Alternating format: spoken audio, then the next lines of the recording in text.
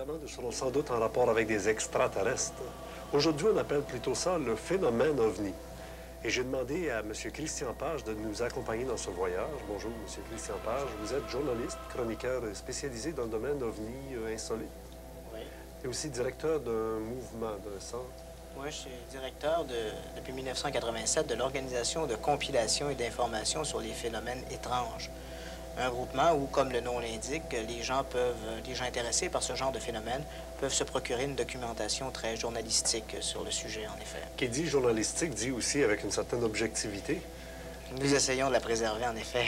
Et y aurait-il quand même un cas de gens humains en contact avec des êtres extraterrestres qui passent la rampe avec des preuves d'objectivité scientifique?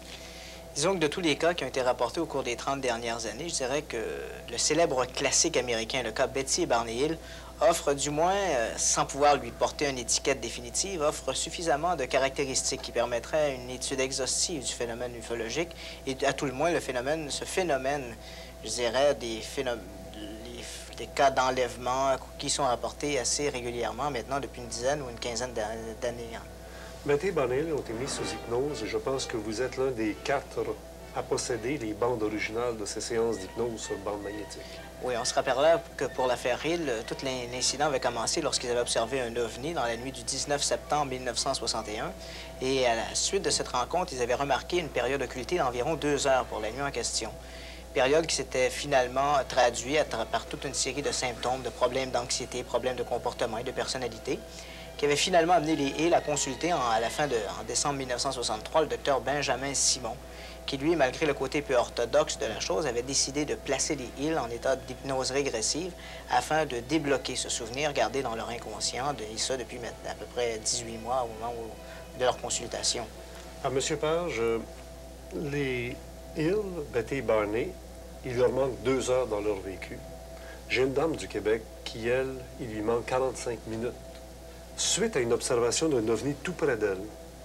Si vous voulez, nous allons utiliser notre téléporteur pour la première fois et l'inviter ici dans notre studio pour savoir un peu plus sur son aventure. Alors, accueillons maintenant Louise T. Bonjour, Louise. Bonjour. Bonjour, vous nous avez retrouvés. Excellent. Bonjour. Monsieur Christian Page. Bien, Louise, on parlait du cas Betty et Barney Hill, et vous savez sans doute que ce sont 2 Américains. Il leur manque 2 heures dans leur vécu suite à une observation d'ovni tout proche. Et dans votre cas, c'est 45 minutes qui vous manquent? Oui, ça s'est passé en 1972. On était partis pour une expédition à Notre-Dame-des-Bois, où c'est assez retiré pour se reposer une fin de semaine. Et puis lorsqu'on est arrivé à un stationnement pour stationner la vanne, mes amis ont descendu pour aller au village, voir ce qui se passait aussi tout autour. Et ils sont retournés tout de suite m'avertir. Ils avaient vu quelque chose de brillant dans le ciel. On me dit, regarde Louise, il y a quelque chose dans le ciel qu'on ne peut pas voir vraiment. C'est venu, mais c'est disparu. Moi, je regarde dans le ciel et j'aperçois, c'était comme une étoile, mais très brillante, et puis qui était assez loin. Bien, moi, je lui dis, pour moi, c'est juste une étoile. Mais tout à coup, cette étoile-là, c'est venu à faire une forme différente, puis qui se déplaçait vers la droite. Lorsque ça se déplaçait, la forme regrossissait, mais qui approchait constamment de nous, toujours de gauche à droite. Et lorsque, à la dernière place, qui est arrivée vers la droite, là, elle est arrivée vers nous, mais en haut de notre tête. À quelle hauteur, à peu près? Ben, de 50 à peu près, de 50 à 100 pieds, là, je pourrais dire, au juste. Là, entendiez-vous des bruits? Avez-vous ressenti quelque chose de particulier? Oui, on s'est senti, aussitôt que c'était en haut de notre tête, on était comme paralysés, on ne pouvait plus. Moi, je voulais retourner à l'intérieur, mais je ne pouvais plus bouger. Mais le bruit aussi, quand même, n'était pas vraiment aigu, mais c'était un bruit qui était comme un moteur qui tournait, mais vraiment un bruit de phénomène extraterrestre. Là. Vraiment, c'était un phénomène, oui. C'était un bruit étrange. C'était certainement pas un hélicoptère. Non, non, c'était pas un bruit d'hélicoptère. C'était un bruit vraiment... Il n'y avait pas de vent, il n'y avait rien de particulier? Non, il n'y avait pas de vent, c'était pas froid. Mais la seule chose, c'est qu'il y avait des belles lumières quand même. Les lumières, j'avais l'impression que les lumières qui étaient là, c'est eux qui nous gardaient là, immobiles. Ah bon? Parce qu'il y avait comme des lumières, des dômes de lumière, Doucement. qui tournaient doucement. Mais ça nous gardait comme immobiles. Et donc, ça a duré combien de temps pour vous? Mais pour moi, ça a duré, c'était très court. Pour moi, peut-être 5 à 10 minutes, pas plus que ça. Mais après, quand l'OVNI est parti, c'est mais là que vous j'avais avez très peur. réalisé, c'est là que vous avez réalisé combien ça avait duré de temps en réalité. Oui, bien c'est ça. Lorsque ça s'est déplacé, là, on a pu commencer à bouger. Oui. On a senti que ça se déplaçait. Là, on a comme senti qu'on était plus mou parce qu'on était complètement dur, on ne pouvait plus bouger. Là, ça s'est déplacé, ça a été atterrir un peu plus loin. Ça a atterri, puis ça a donné comme une grande lueur, un peu comme un feu qu'on peut voir à des kilomètres. Ah oui. Et ça a été à peu près une heure comme ça. Le feu. Moi, j'ai dit, cette lumière-là, c'est sûrement eux qui atterrissent ailleurs. En Et combien de puis- temps ça avait duré votre observation quand vous l'aviez au-dessus de la tête? Là, après, vous avez réalisé que c'était passé pendant combien de temps? Ben, pour moi, c'était au moins 45 minutes. 45 minutes. Pour moi, au moins 45 minutes. Parce qu'en tout, lorsqu'on on a analysé que ça a été la lueur qui est aussi... qui s'est éloignée, ça aussi, ça a duré quand même un bon temps, là. Oui. C'était quand même assez long, ça.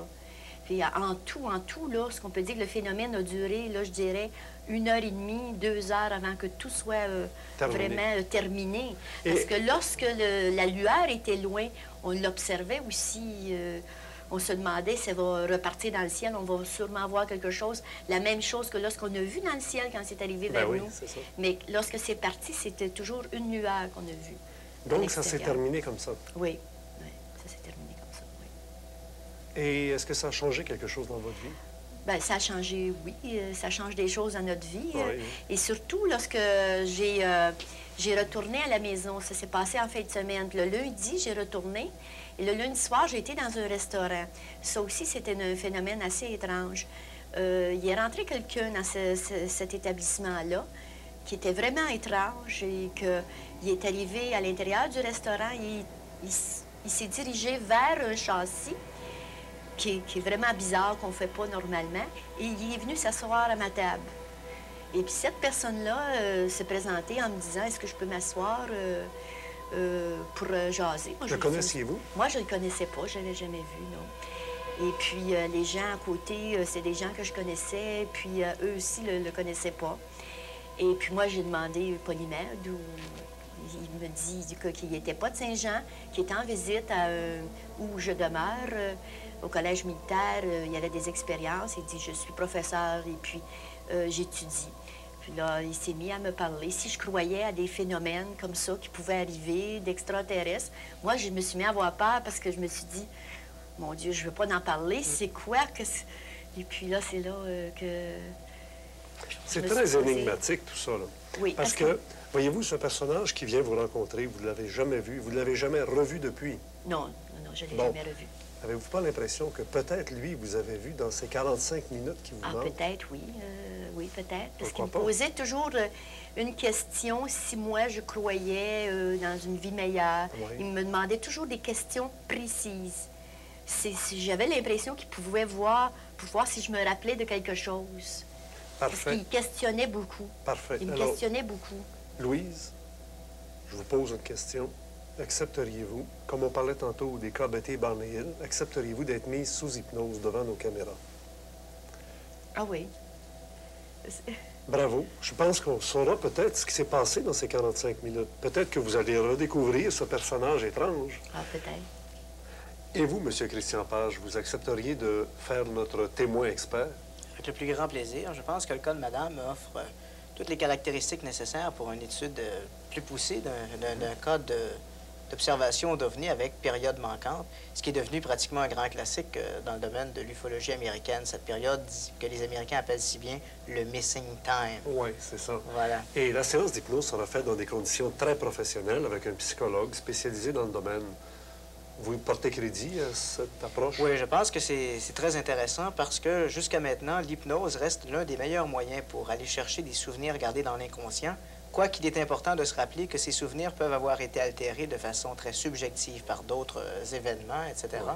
Mais jusqu'à maintenant, c'est quand même la méthode la plus utilisée et la plus efficace que l'on connaît. C'est ça. Bravo. Alors, on ne réutilisera pas le téléporteur pour vous retourner chez vous, madame.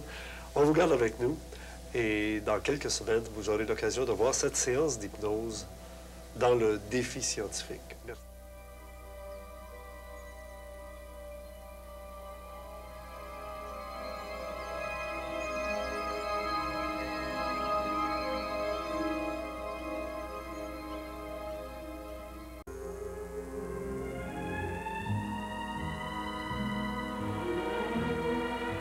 Et pour moi, ces êtres-là, ben, ils ont toujours été blancs. Sont toujours clairs. Toujours habillés de couleurs pâles, très très pâles.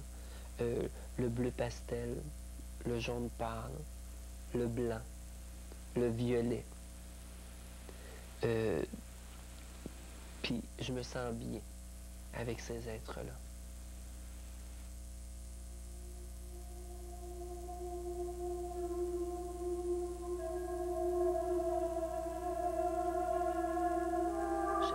Ils ont chacun une identité, ils ont chacun leur énergie, chacun leur forme d'énergie, leur vibration, leur intensité aussi. Puis ils ont chacun leur rayon, dans le sens, ils ont chacun leur couleur. Mais ils n'ont pas de nom. Ils n'ont pas de nom. Peut-être sûrement qu'ils ont un nom, mais pour eux autres, ils me mentionnent tout le temps que c'est pas important. Comme ça. C'est arrivé comment la première fois que vous avez eu un contact avec ces êtres-là? La première fois, c'est arrivé, j'avais 3 ans. La première fois. Oui. 3 ans. Je parlais à des amis qu'on peut dire imaginaires, comme plusieurs enfants parlent, mais ces amis-là ne sont pas imaginaires. Ils sont vrais pour nous. Et le fait qu'on arrive tout droit des plans supérieurs, des plans de d'autres dimensions, alors on est beaucoup plus à l'écoute des messages, des inspirations. On est moins ancré dans la matière, dans la terre. Alors, à 3 ans, moi, je parlais déjà à ces êtres, à ces amis imaginaires. Déjà, j'étais en contact avec eux. Et c'est sûr qu'ils ont comme responsabilité aussi de ne pas trop te faire bifurquer de ton cheminement, de ton évolution. Et il se peut, comme il est arrivé à moi aussi, que pendant tes années de parcours sur la Terre, ben qu'il y a comme un relâche qui se fait. Parce qu'on a tous des étapes à passer et on a tous nos expériences physiques aussi à expérimenter. Alors, parfois, ils vont te délaisser pour revenir par la suite et t'aider à accomplir ce que tu t'es donné ordre d'accomplir. Comment c'est arrivé à 3 ans? Dans la chambre à coucher? Oui, dans la chambre à coucher. Vers quelle heure? Toujours la nuit. Moi, ça a toujours été la nuit. Vers quelle heure? 3 heures du matin. À 3 heures du matin, c'était pratiquement à ces heures-là. À l'âge de 3 ans, 3 heures du matin. Et après, ça s'est poursuivi jusqu'à l'âge de 5 ans. Et à l'âge de 5 ans, là, il y a eu une manifestation physique.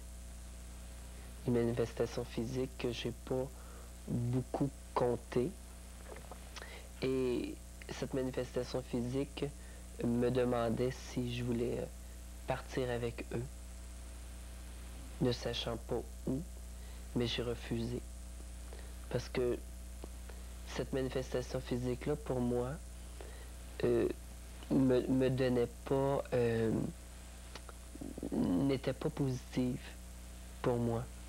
Je sentais, comme dans le fond de moi-même, que c'était pas... Je sentais que c'était pas des êtres appartenant à mon groupe, des êtres appartenant au groupe d'entités que j'étais habitué de contacter, ou plutôt qu'il avait l'habitude de me contacter. Mais ils avaient quand même pris la même apparence que Oui, ces êtres-là. oui, la même apparence. La même apparence. Je sentais que c'était une manifestation physique, c'était une apparence, mais qui était fausse, qui n'était pas vraie. Puis ça, c'est sûr, quand tu as 5 ans, tu peux pas déterminer ça intellectuellement. Tu peux juste déterminer ça d'après ton âme, d'après, c'est ça, ton âme, ton intérieur. Est-ce que c'était encore en plein milieu de la nuit? Oui, en plein milieu de la nuit. Aux petites heures le matin? Aux petites heures le matin. C'était toujours 3 heures, 4 heures, 5 heures. Et là, ils étaient physiques, là. Ils Oui. étaient dans la matière. Oui, ils étaient dans la matière. Oui, Et comment vous avez réagi? Ben, comment j'ai réagi? Ben, j'ai eu peur. Et ma petite voix intérieure m'a comme indiqué que c'est en criant que j'étais pour les éloigner. Et c'est ce qui est arrivé? Oui, c'est ça qui est arrivé. Ils sont partis. Oui, ils sont repartis. Ils sont partis comment? Par la porte? Ils sont repartis tout d'un coup. Tout d'un coup. C'est comme s'ils se sont... c'était très, très, très vite. Comme une vitesse... comme la vitesse du son. La vitesse de la lumière. Ça s'est fait comment? Ça s'est fait comment? J'aurais pu probablement les voir, mais le réflexe lorsqu'on crie, c'est rare qu'on va garder les yeux ouverts. Alors moi, j'ai crié puis j'avais les yeux fermés. Probablement qu'ils sont partis par la porte ou je ne sais quoi, mais lorsque mes parents ont ouvert la lumière, ils n'étaient plus là. Puis ils se demandaient qu'est-ce qui se passait. Où étiez-vous? Dans votre chambre? Je descendais l'escalier. De la maison? Oui, de la maison. Qui menait dehors? Qui menait dehors, effectivement. Et un contact physique, ça s'est jamais reproduit depuis cette époque-là? Non, ça s'est jamais reproduit. Pourquoi ça s'est jamais reproduit? Ben, d'une part, parce que je le désirais pas. J'avais comme une certaine peur. Puis maintenant, ben, connaissant plus ce monde-là, qui est un monde qui a des belles entités, il y a des entités un peu moins belles également, parce que il y a des êtres blancs, mais il y a des êtres qu'on peut dire aussi noirs. Alors je suis beaucoup plus au courant, beaucoup plus conscient, et je sais beaucoup plus comment m'armer maintenant. Alors maintenant, je suis prêt à ce contact physique, à cette manifestation physique. Et s'il revenait aujourd'hui, qu'il dirait encore « Viens-tu, viens-t'en avec nous », accepterais-tu ou tu crierais encore? Je sais pas vraiment qu'est-ce que je ferais, mais c'est sûr que si je sentirais qu'il y aurait un danger pour moi, j'irais pas.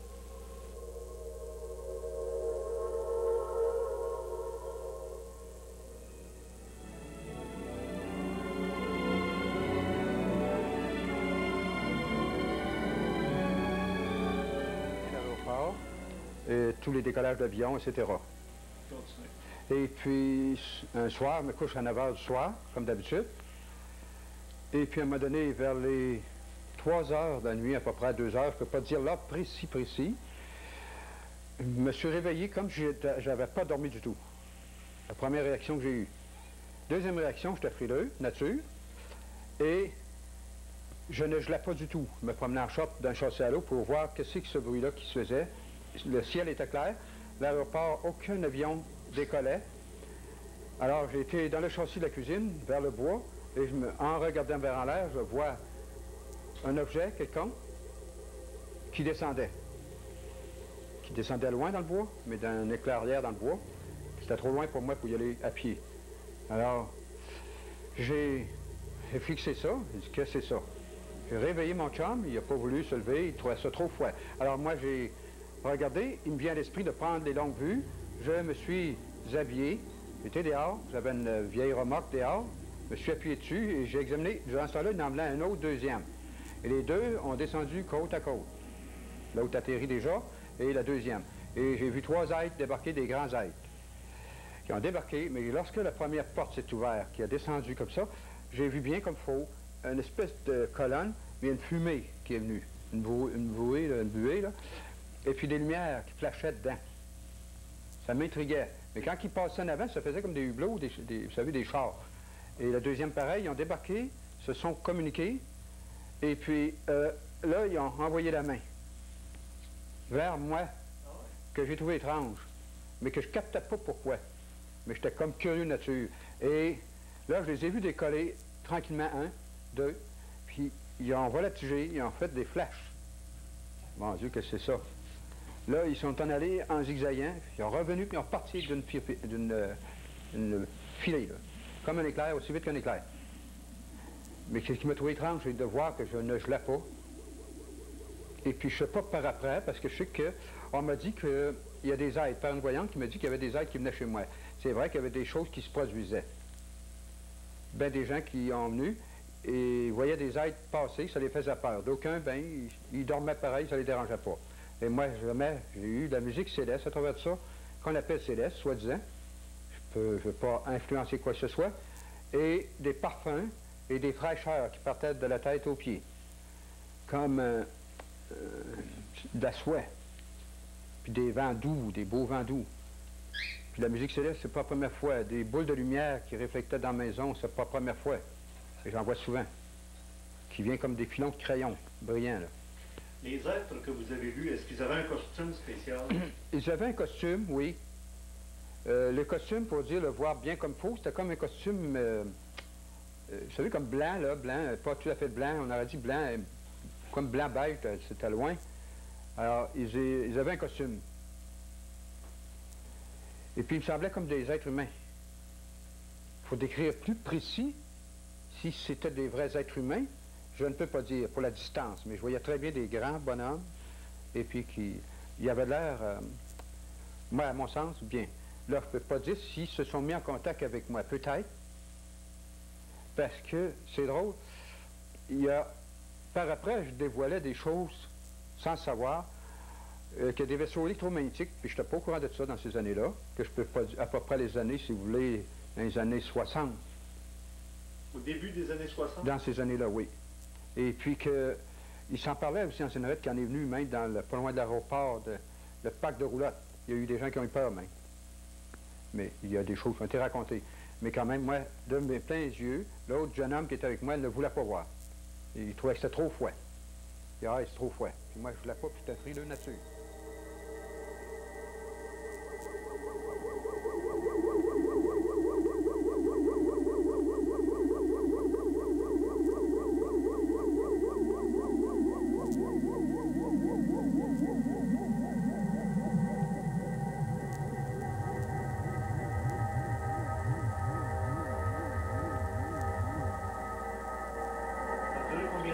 Ça a duré au-dessus d'1 heure.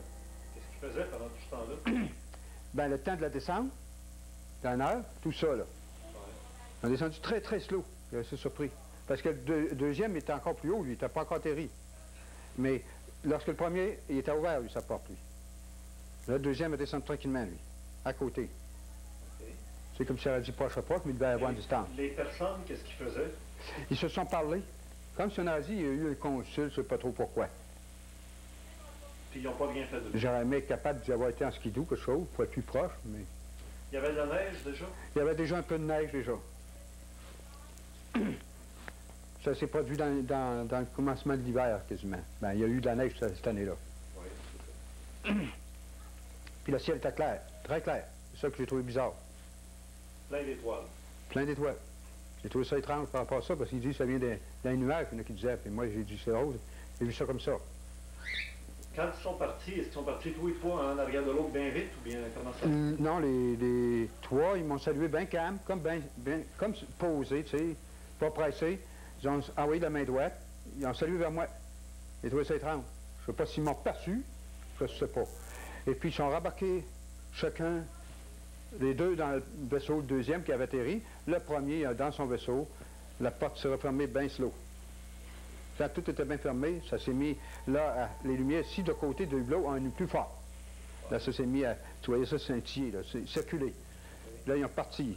Un a parti le premier, l'autre a suivi par après. Puis ils ont fait de l'ascension, puis ils ont joué un peu, vaccinant. Et puis d'un coup, hop, ils sont partis plus haut, ils sont revenus, puis un flash de lumière blanche, puis une autre couleur, je ne me souviens pas, c'était pas rouge, c'était comme jaune, et puis zoom, ils ont parti comme une balle. Ça faisait drôle le son comme c'est un drôle de son. D'ailleurs, j'ai l'enregistrement chez moi du son, que je n'ai pas enregistré sur le fait même.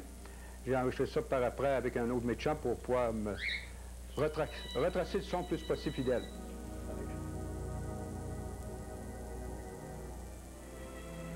Voilà ce phonogramme qui est simplement une étude, le temps en abscisse, les fréquences en ordonnée et le texte qui est assez difficilement audible simplement parce que la cassette est très abîmée, on l'a beaucoup écouté, qu'on n'a jamais trop songé à la copier. Bon, il y a un truc certainement plus propre en Espagne.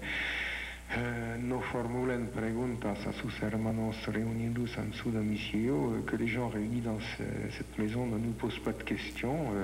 Supplicamos perdón, Señor. Nous vous demandons pardon, monsieur. Disconnecto la communication. Nous coupons la communication. Donc, Fariol a réussi à choper ces bouts de phrases. Ces bouts de phrases, je les ai analysés, je les ai fait analyser par un phonéticien. Et la conclusion, c'est que c'était pas une voix humaine, dans la mesure où l'enregistrement aurait été effectivement fait à la date indiquée, puisqu'à cette époque-là, on ne disposait pas de vocodère. En 68, on a eu ça plus tard. Et les conduits pharyngés qu'on a sont assez élastiques, ce qui fait que quand on parle et qu'on prononce des voyelles, eh bien, ces fréquences ne sont pas stables, alors que là, il y a une stabilité des fréquences qu'on qualifie à ce moment-là de rectotonaux.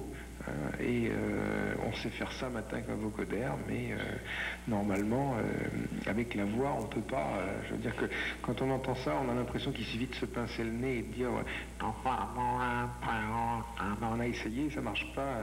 L'analyseur donc phonétique permet de discriminer entre une imitation et quelque chose de plus sophistiqué. Alors, je crois que nos techniciens peuvent vous passer le son. Est-ce que c'est possible?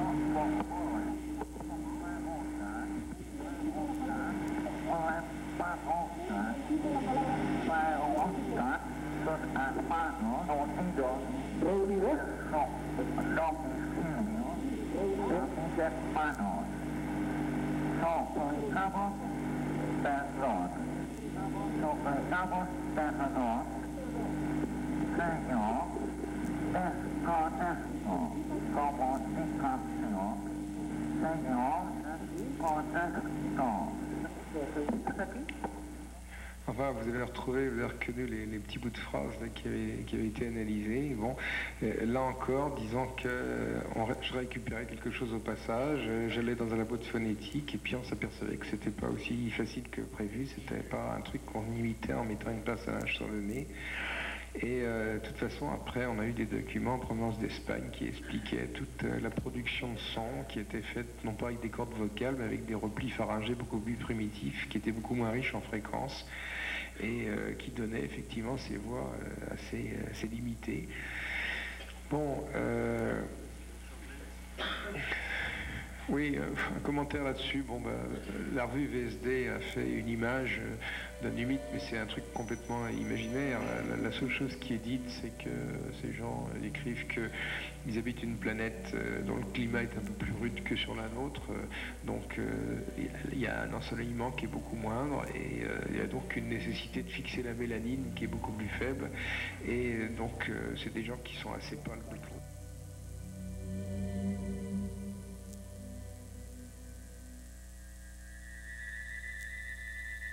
Plan de vie, probablement de les rencontrer aussi. Disons que les premiers contacts que j'ai eus avec les extraterrestres, ça a été les angéliques. Moi, ce que j'appelais les petits dans le temps. Les petits angéliques. Ils ressemblent à... Disons un peu à la description de la planète Humo. Un peu, si on regarde la forme des visages de ces extraterrestres, excepté que les yeux sont beaucoup plus grands. Petits. Très délicats, très petits. Un peu comme ceux qu'on voit dans le film Rencontre du troisième type. Un peu, oui. Alors, ceux de la planète Humo ressemblent à des humains comme nous, là, qui mesurent 6 pieds même, 6 pieds 5. À ce moment-là, ils ne correspondent pas. Moi, je parle des petits. Là. Les angéliques, c'est les petits qui modulent la vibration avec leur être et qui découvrent notre identité. Vous les avez rencontrés, ces êtres-là? Oui, ceux-là, je les ai rencontrés. Ça s'est passé dans le nord de Montréal. Au moment où je raconte... Dans Montréal-Nord ou... Non, j'en ai rencontré à Laval et j'en ai rencontré dans les Laurentides. Disons que je peux indiquer l'endroit quand même, mais pas spécifiquement, Saint-Adolphe d'Howard, au moment où on parle de l'atterrissage. Quel genre de véhicule ils avaient? C'est un véhicule de 30 pieds. Le véhicule a atterri près d'un lac. 30 pieds de diamètre? De diamètre. Circulaire? Oui. C'est merveilleux. Quelle couleur? J'ai encore des mémoires. Disons, quand le véhicule a baissé, il est devenu comme un brasier ardent, premièrement. Parce que quand même, un atterrissage, le changement de couleur du véhicule est quand même très important. Et il a atterri sur le sable, la plage de ce lac-là, à Saint-Adolphe de Howard. Et disons que ça a été assez spécial parce que quand ils ont fermé totalement l'énergie de leur véhicule, le déclic s'est très bien fait entendre. En même temps, se produisait la matérialisation d'un extraterrestre dans le petit chalet. Et c'est assez spécial à voir aussi quand on voit les spirales d'énergie entrer en action pour la matérialisation d'un être qui vient de l'espace. C'est quand même assez spécial. C'est un peu comme dans le film Star Trek quand ils font une téléportation. Oui, disons qu'on voit les molécules, mais à différence près qu'on voit des spirales d'énergie. Tandis que dans Star Trek, on voit seulement des molécules qui se c'est ça. Mais quand vous dites des spirales, est-ce que ce sont des spirales qui sont en vortex vers votre regard ou ils sont en vortex? En vortex dans la matérialisation. Bon, d'accord. Donc, et donc, ça, c'était les petits personnages. Là, il y en a un qui s'est matérialisé dans votre chalet. Il y avait d'autres témoins à part vous? Oui. Oh, oui, j'étais avec Manili, celle que je parle dans le livre. Disons que c'est le nom vibratoire de cette personne qui a travaillé durant des années en métaphysique. Et disons que les personnages qu'on a rencontrés, c'est parce qu'il y en a tellement, les races que j'ai rencontrées, comme les médians, on va parler de tout ça. Mais j'étais avec cette personne quand j'ai rencontré les extraterrestres, quand cet atterrissage, en 1977, 77, disons, le 22 novembre, entre autres. À l'automne. À l'automne, il faisait 80 dehors. Disons, c'est pas Celsius, là, mais 80 Fahrenheit. Oui, c'est ça. On était en jaquette quand on a sorti dehors, il était 4 heures du matin.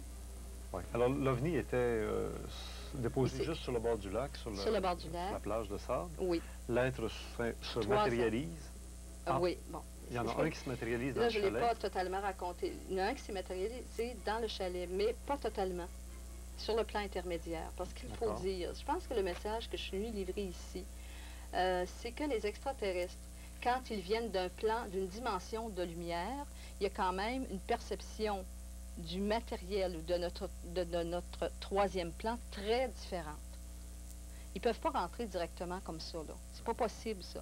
Il y a tout un travail de préparation au contact. Il y a tout un travail de préparation que l'on a appelé ici le plan intermédiaire. Et, bon, qu'est-ce que c'est la préparation d'un plan intermédiaire? C'est les parasites qui s'en vont.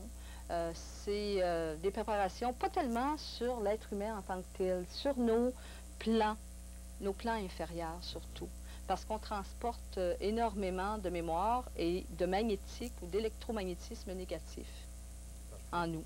Alors, je reviens à l'expérience concrète que vous avez eue en novembre 1977. L'être se matérialise, mais reste dans une espèce de demi-matérialisation. Oui, c'est ça. Et là, vous avez dit qu'il y en avait deux autres? Oui, mais là, on va penser quand c'est matérialisé. Bon, le bruit que ça a fait, c'est quand même important d'en parler parce qu'il va y en avoir des matérialisations dans les prochaines années. Parfaitement. Il faut être averti. Préparez-vous, mesdames et messieurs. Préparez-vous. Il faut être averti, puis c'est bon d'en entendre parler, comment ça se produit, puis c'est tellement rapide, on n'est pas habitué à cette vitesse lumière-là. On n'est pas le habitué. bruit ressemble à... Un crépitement. Un crépitement. Tu sais, du crépitement comme un crépitement. C'est ça, un crépitement. Un bacon qui cuit dans une poêle. C'est ça, un petit crépitement qui Oui. dure pas tellement longtemps, mais qui quand même, on le remarque. Oui. C'est quand même important, ça aussi. Et disons que le contact est très rapide et c'est sûr que les lumières, les boules de lumière, les sondes qui se promènent un peu partout, on n'est pas habitué à ce genre de mouvement, disons, d'énergie. Et disons que les premiers contacts sont quand même... mais c'est bon d'en entendre parler. C'est bon qu'il y ait une émission ésotérisme expérimental pour parler de ces contacts-là qui s'en viennent. Merci.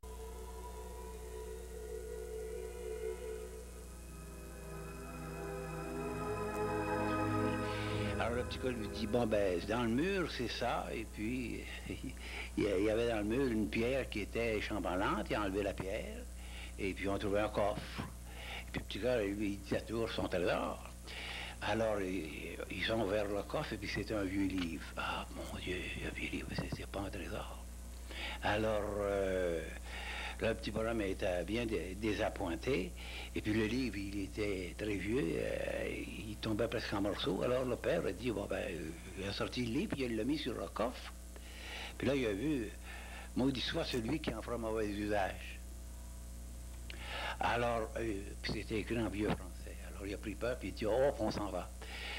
Ça fait que moi, je suis, il a fait tout vu ça, je lui ai dit, minute, là, attendez, là.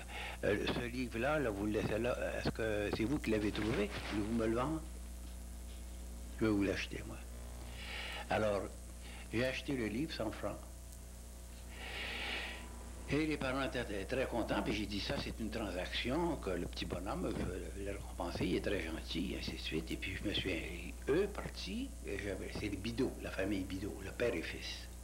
Eux partis, ils m'ont aidé à mettre, il y avait le trou par où le petit bonhomme était passé, puis le soleil plombait là, alors on a pris la grosse pierre, et puis on l'a mis dans le rayon de lumière, comme le rayon que je vois là. Et puis je me suis assis, puis j'ai commencé à lire. J'ai eu de la difficulté à lire. C'était un vieux livre qui tombait en morceaux et en poussière. Et comme la journée avait été assez rude, je suis pris d'un certain sommeil, quoi. Et puis je me suis assoupi. Puis d'un coup, j'ai senti que quelqu'un... il y avait un bruit, puis quelqu'un m'observait. J'ai regardé, puis j'ai vu un homme. Un homme qui était dans l'obscurité et qu'il y avait des radiations tout autour. Alors, il était lumineux. Bon. Ça s'explique au point de vue métaphysique et au point de vue ésotérique également, ça s'explique par les vibrations. Alors, si cette lumière-là est claire, c'est parce qu'elle vibre. Alors lui, ses vibrations étaient beaucoup plus fortes que les nôtres, de sorte que dans notre obscurité, il émettait des vibrations. Et c'est tellement vrai qu'en s'approchant, du moment qu'il s'approchait de la lumière, les vibrations sont parties. Là, il m'a dit... C'est-à-dire que l'apparence lumineuse a disparu. Il a disparu. Bon, il vibrait peut-être autant. Ah, il vibrait autant, mais à la lumière... on voyait pas la lumière autour de lui. Non, voilà. Oh, d'accord. Comme cette lumière-là, elle éclaire beaucoup, mais si vous la tournez de l'autre côté ou si c'était dehors, elle ne ferait pas la même chose, elle n'a pas le même reflet. Voyez-vous. Bon. Alors, ceci dit, il m'a dit, écoute, ce livre que tu es en train de lire, c'est périmé. Voyez-vous. Alors, le livre disait que c'était dans les années 1400 ou 1500 que un vieux moine avait eu la visite, il avait eu la vision d'un ange qui lui avait dit des choses. Et quelles choses il les avait données à celui qui s'occupe des Écritures dans un monastère, il avait fait la dictée, et ainsi de suite. Puis il avait dit ça, c'est des secrets que les gens ne comprennent pas aujourd'hui, mais qui sont pour demain.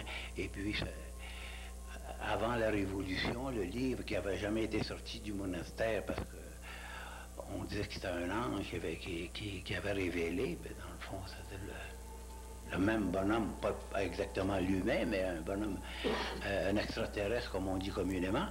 Bon.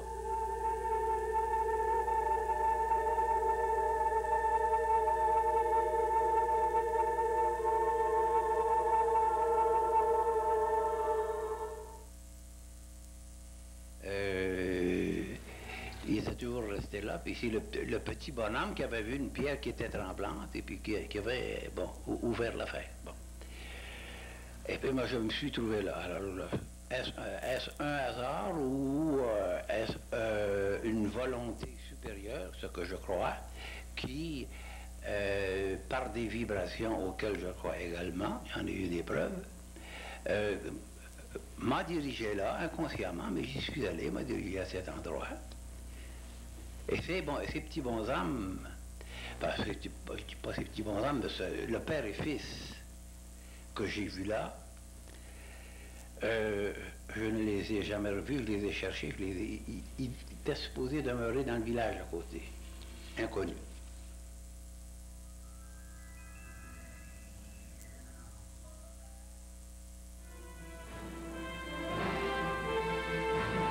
Au mieux, on n'est pas tous des numéros 10. On n'est pas tous des prix de beauté et des prix de santé. On vient pas tous au monde avec tous les organes parfaits. Il y a des déformations. Moi, par exemple, je suis une guérie par un miracle. Ça, je vais vous apprendre quelque chose, mais c'est vrai. Si je fais de l'astrologie maintenant, vous savez que j'étais artiste, je pense un peu tout le monde le sait, j'étais chanteuse, auteur-compositeur. Je suis devenue astrologue il y a 10 ans. Et c'est pas par hasard. Je dis que je croyais pas au hasard tantôt, c'est vrai.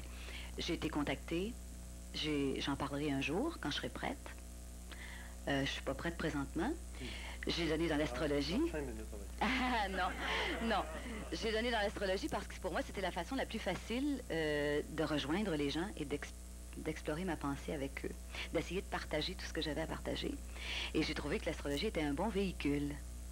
Vraiment un contact extraordinaire pendant 2 ans, 2 heures, pardon, avec cette personne-là. Et il m'en est resté des souvenirs qui ont été au début complètement détruits. J'en avais aucun souvenir pendant à peu près 1 an. C'est quand même assez grave. Ça s'est passé il y a 10 ans. Et il y a 1 an, il n'y avait plus rien. Je me souvenais plus de son nom, je me souvenais plus de rien. Vraiment, là, blackout, noir, le trou noir. Et tout est revenu au bout d'1 an. Le prénom, premièrement, le nom de famille ensuite, la nationalité, elle se disait juive. Ensuite, tout est venu progressivement. Et la conversation, des bribes de conversation qui reviennent sont imprimées comme au fer rouge dans ma mémoire. On n'oublie jamais ça, finalement. Tout est revenu peu à peu, comme si c'était un choc trop gros, trop grand. Je pose des questions au hasard. Est-ce que Jupiter signifie quelque chose de très particulier pour vous? Oui, c'est la planète dominante du poisson avec Neptune, oui. Oui, l'astrologue. Mais sur l'autre niveau, cette personne ou ses relations ou cette attitude ou tout ça, est-ce qu'il y a des relations? Oui, parce que... quelle brillante question. On est vraiment sur le même niveau, tous les deux, hein? Formidable. Ah, que j'aime ça. Je viens de voir dans ses yeux ce qu'il voulait que je dise. C'est extraordinaire. Je vois la réponse dans ses yeux. Oui, c'est vrai. C'est pas des blagues que je vous raconte, c'est tout à fait vrai. C'est que Jupiter, oui, la bienveillance. Et une chose qu'elle m'a demandé, elle m'a dit qu'elle aimait beaucoup, qu'ils aimaient beaucoup, c'était jamais elle, évidemment. Nous aimons beaucoup l'hospitalité. Tiens, ce serait un beau message à vous laisser. Je pense que je vais vous laisser là-dessus. Elle disait qu'elle aimait beaucoup l'hospitalité. Ils aimaient beaucoup, nous aimons beaucoup l'hospitalité. Et ce qu'elle avait aimé chez moi, c'était justement que j'ai fait le premier pas vers elle. C'est moi qui suis allée vers elle, et non elle vers moi. Alors ça, elle avait apprécié ça énormément. Et elle me disait, ce qu'on aime le plus chez les humains, parce qu'elle s'exprimait comme ça, c'est l'hospitalité. C'est beau, hein? Ça veut dire ouvrir notre porte, ouvrir notre cœur. Quand elle m'a dit, je suis juive, j'ai dit, et puis après?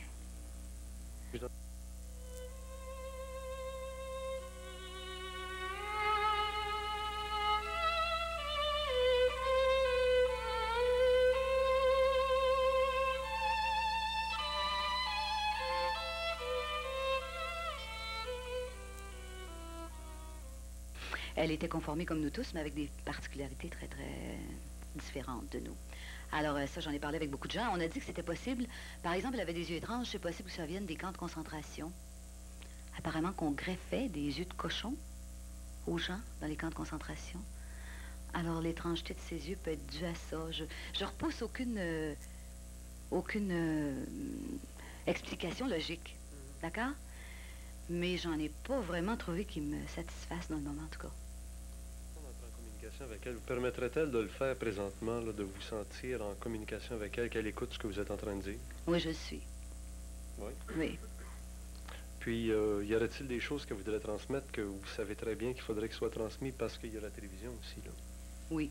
Je pense que le message qu'elle m'a transmis tantôt, c'était très clair. Il m'est arrivé un mot, puis c'était vraiment hospitalité, c'était vraiment Jupiter, c'était vraiment altruisme, c'était vraiment aimer les gens, les autres, leur tendre la main, ne pas avoir peur de l'étranger, du mélange des races, peut-être le racisme, ce serait une chose à abolir. Merci, André Damour. Merci beaucoup.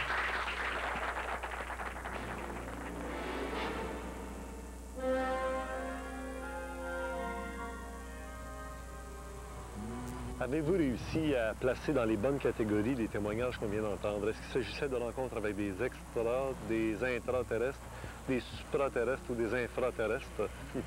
C'était un peu le défi que je vous lançais aujourd'hui. Mais maintenant, nous allons tenter de donner des explications avec différents intervenants qui étudient le phénomène OVNI par différents aspects, que ce soit l'aspect matériel, scientifique ou spirituel même.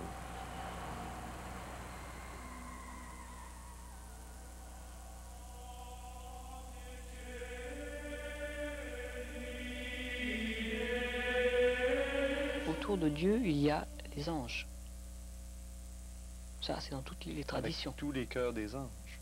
Oui, tous les cœurs des anges. Et vous avez, sur la cité de Dieu, une sorte de hiérarchie spéciale. C'est-à-dire que dans l'humanité, il y a les humanités. Comme dans l'univers, il y a les univers qui composent l'univers. Eh bien, il y a des mondes visibles et invisibles. D'ailleurs, on le dit dans le credo. Créateur des choses visibles et invisibles. Alors, voilà la nuance. Sur Terre, il y a une humanité que nous connaissons, qui, après la chute, est venue sur cette planète, en exil, pour évoluer à travers les réincarnations. Bon, ok. Ensuite... En exil? Oui, la Terre, c'est une planète de, je dirais, d'évolution. Les humains viennent en exil pour évoluer. C'est le parcours du combattant. De vie en vie, on doit évoluer sur cette planète. Parce qu'on s'incarne dans un corps. Parce qu'il y a un monde meilleur ailleurs. Ah, il y a absolument qu'il y a un monde meilleur. Et comment? Parfait. Bon, passons. Ensuite, qu'est-ce qu'il y a? Qu'est-ce que c'est que ces fameux extraterrestres? Ce sont d'autres humanités plus avancées que nous technologiquement, mais attention, qui peut-être spirituellement sont moins avancées que nous ou plus. Quand les conquistadors ont été en Amérique du Sud, ils ont conquis le pays. De même, on peut avoir des extraterrestres qui veulent coloniser des planètes. Le bien et le mal existent partout. C'est une hiérarchie qui est intangible. Alors je dis ceci. Sur Terre, il y a l'humanité que nous connaissons, qui est celle des hommes. Il y a d'autres hommes sur d'autres lieux, sur d'autres endroits, qui sont une avance technologique et qui nous visitent et qui nous les tracent. Et au-delà de cela, il y a les anges. Et au-delà de cela, il y a des êtres qui, eux, sont passés par tout le circuit des humanités. Ils sont arrivés à un degré de connaissance sublime, ils ont l'éternité. Ils ne se réincarnent plus. Ils vivent dans un endroit merveilleux, supposons une planète extraordinaire. Ces êtres-là, qui sont les êtres de lumière, qu'est-ce que c'est? Ce sont ceux qui sont restés fidèles à la parole de Dieu. C'est le peuple resté fidèle à la vérité. C'est ce peuple-là, resté fidèle à la vérité, qu'on appelle les amis d'ailleurs, nos êtres de lumière, nos initiateurs primordiaux. On les a confondus avec les anges. On les a confondus avec les Elohim. On leur a donné des noms. Et ce ne sont pas des extraterrestres. Les extraterrestres sont des humanités différentes des nôtres, qui sont plus ou moins évoluées spirituellement, mais en tout cas, qui ont une avance technologique différente. Quant aux êtres de lumière, c'est une hiérarchie différente dans la création divine. Et comment viennent-ils visiter les êtres humains terrestres, matériels? Ils peuvent se dématérialiser avec leur vaisseau à des vitesses incompréhensibles à l'homme, et ils peuvent se rematérialiser et prendre un aspect physique, et être vêtus comme vous et moi, mais avoir dans les yeux un rayonnement qui ne trompe pas. Vous en avez rencontré? Oui. Est-ce qu'il s'est identifié à vous? Non. Pas de nom? Non, aucun nom. Ça... Vous m'avez présenté au public comme un contacté. ça fait partie du vocabulaire qui est à la mode présentement. Mais je suis un homme comme les autres. Et naturellement, ce que vous appelez ce contact, autrement dit cette communication avec le supramental, fait partie de ma propre conscience. Et pour moi, la différence entre les extraterrestres et le supramental, elle n'existe pas. Et éventuellement, l'homme réalisera que ce qu'il appelle aujourd'hui extraterrestre est une... Ce n'est pas une erreur, c'est une fallacieuse idée. Parce que l'homme comprendra que les extraterrestres ont à la fois une nature matérielle et une nature spirituelle, et l'homme aussi a une nature matérielle et une nature spirituelle. Mais il ne connaît pas sa nature spirituelle. Pas plus que l'homme sait qu'est-ce que c'est la spiritualité. Il l'affectionne, il la connaît à différents niveaux, par le truchement des idées ou par le truchement des dogmes. Mais qu'est-ce que c'est de la spiritualité? L'homme ne sait pas. Pas plus qu'il sait qu'est-ce que c'est de l'espace. C'est dans ce sens-là que le mot « contacter », c'est un terme que je respecte si vous l'employez, mais pour moi, il ne sert à rien parce qu'il ne me situe nulle part.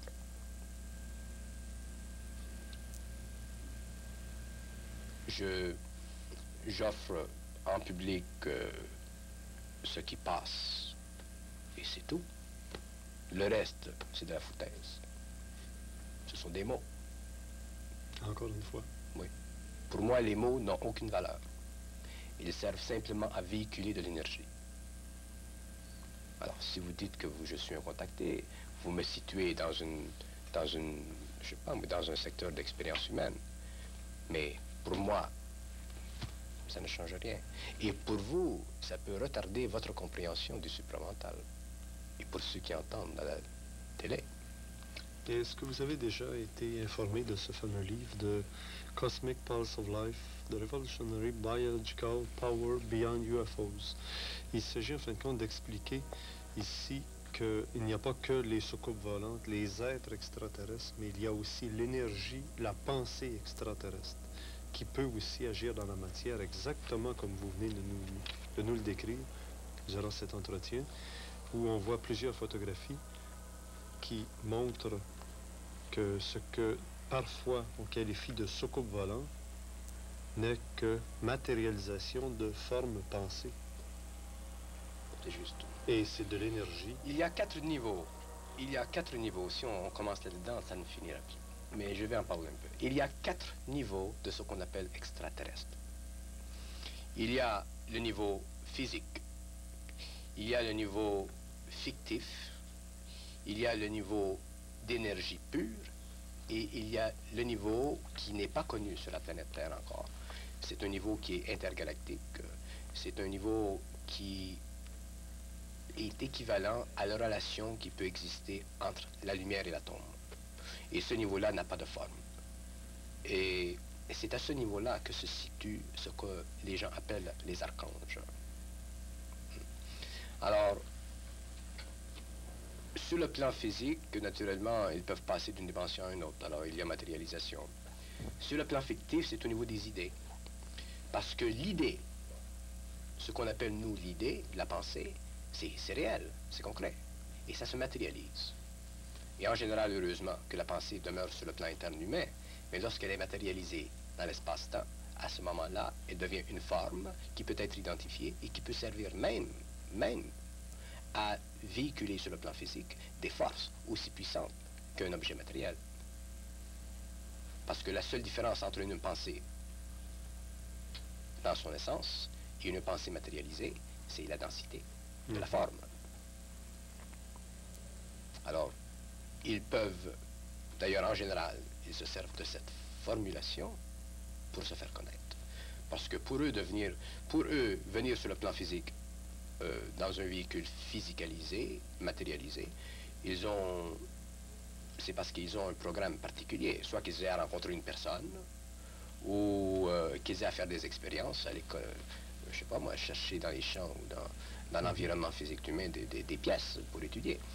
Mais s'ils veulent se manifester sans subir la responsabilité de leur projection dans la matière, à ce moment-là, ils se servent de la pensée. C'est beaucoup plus efficace.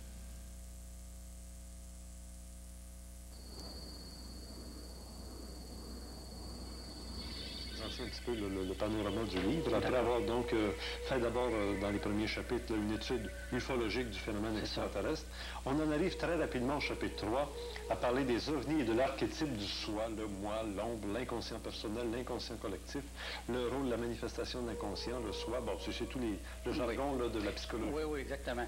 Ouais. Disons que je voulais que les gens se comprennent bien et qu'on se comprenne bien. C'est des notions qui, pour la plupart du temps, les gens trouvent que c'est compliqué, que c'est pour les intellectuels, que ça s'adresse à des gens qui ont une formation.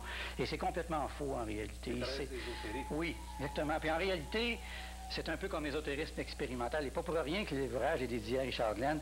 Il y a des choses compliquées qu'on peut expliquer simplement. Il y a des choses qu'on peut démystifier aussi. Et moi, je voulais faire œuvre double avec ce livre-là. Je voulais faire une œuvre d'éducation. Je voulais que les gens aient des paramètres pour mieux se comprendre, se connaître, voir comment ils fonctionnent, c'est quoi le moi, c'est quoi l'inconscient, c'est quoi l'ombre dans l'être humain, tous ces aspects de la personnalité humaine et du devenir humain.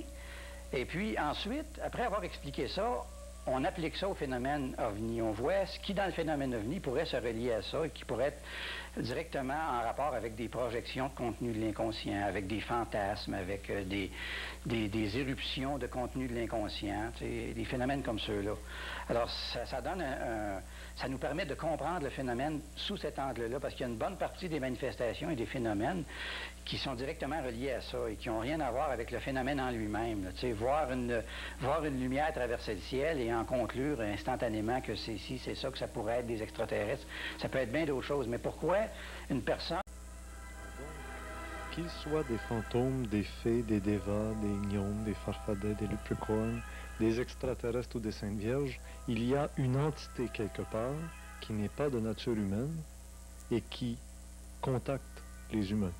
Ça, c'est possible. Quelle est cette entité d'après vous? À mon idée, ces entités n'existent pas, mais je suis prêt à accepter qu'il existe. Parce que je ne suis pas sûr... ça aurait le même effet s'ils étaient produits par nous ou s'ils venaient de l'extérieur. Pour les théosophes, par exemple, les théosophes croient qu'il existe une espèce des êtres qui, normalement, n'ont pas de forme. Et c'est seulement quand ils manifestent pour faire des manifestations à nous qu'ils prennent la forme qu'il faut. Des purs esprits. Oui. Et ça, c'est une explication très intéressante.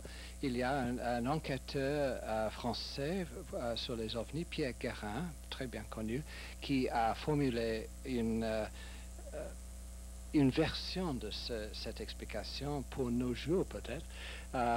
C'est que les extraterrestres lisent, c'est le mot, lisent dans notre cerveau notre concept de